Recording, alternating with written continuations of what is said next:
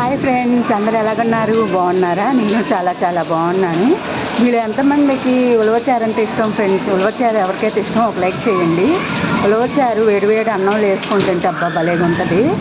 ముందుగా మనం ఒక కప్పు ఉలవలను తీసుకొని నైట్ అంతా నానబెట్టుకోవాలండి. మనం ఏ బౌల్తో అయితే తీసుకున్నామో ఆ బౌల్తోనే వాటర్ కూడా పోసుకోవాలి. ముందుగా మనం శుభ్రంగా ఉలవల్ని కడుక్కుందాం. 3 సార్లు బాగా శుభ్రంగా కడుక్కొని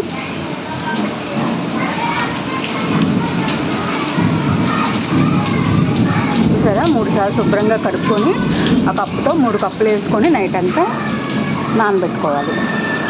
3 కప్పులు వాటర్ వేసుకొని నైట్ అంతా నానబెట్టుకోవాలి.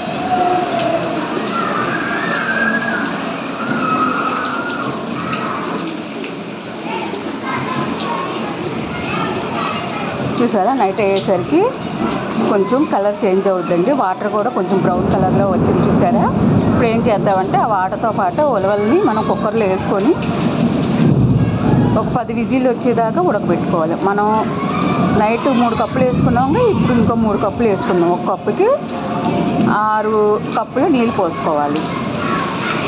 చూసారా, దాంట్లో ఉప్పు వేసుకొని పొయ్యి మీద పెట్టుకొని ఉడకబెట్టుకుందాం. ఒక 10 విజిల్లు వచ్చిన దాకా ఉడకబెట్టుకుందాం.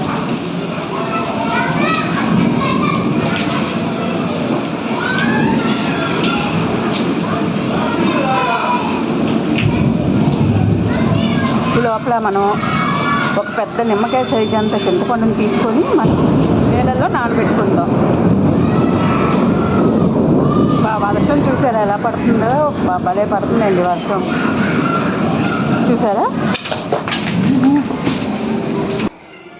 చూసారా, ఉలవలు కూడా ఇలా మెత్తగా ఉడికిపోయినాయి. ఇప్పుడు మనం ఈ వాటర్ అంతా మనం వడకట్టుకుందాం.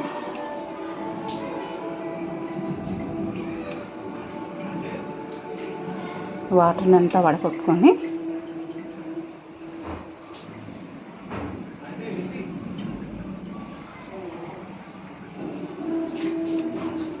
ఈ లోపల మనం తాలింపు పెట్టుకుందాం.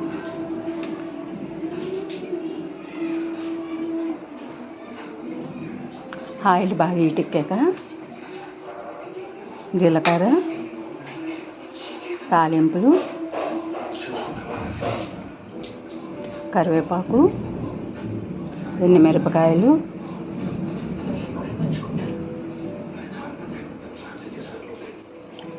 ఉల్లిపాయలు వేస్తే ఉలవచారులో చాలా టేస్ట్ వస్తుందండి, బాగుంటుంది.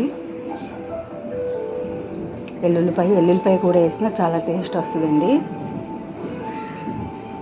ఇవి బాగా ఎగాలి. వేగిపోయాక మనం ఉలవలది ఓట ఉంటుంది కదా, అది వేసుకోవాలి. చూసారా, అందులో ఉప్పు, పసుపు, కారం, తర్వాత మనం చింతపండు నానబెట్టుకున్నాం కదా, చింతపండుని తీసి ఆ గుజ్జంతా వేసుకోవాలి. సన్నగా కట్ చేసుకున్న 2 పచ్చిమిరపకాయలు వేసుకొని బాగా మరగబెట్టాలండి. చూసారా, ఉలవచారు బాగా మరిగింది, మంచి వాసన కూడా వస్తుందండి. ఒకసారి తిన్నారంటే అసలు వదలరు. వేడివేడి అన్నంలో వేసుకొని తినండి, సూపర్ ఉంటుంది, అసలు వదలరు మీరు. ఈ వీడియో మీకు నచ్చినట్టయితే ఒక లైక్ చేయండి, షేర్ చేయండి, సబ్స్క్రైబ్ చేసుకోండి. బాయ్.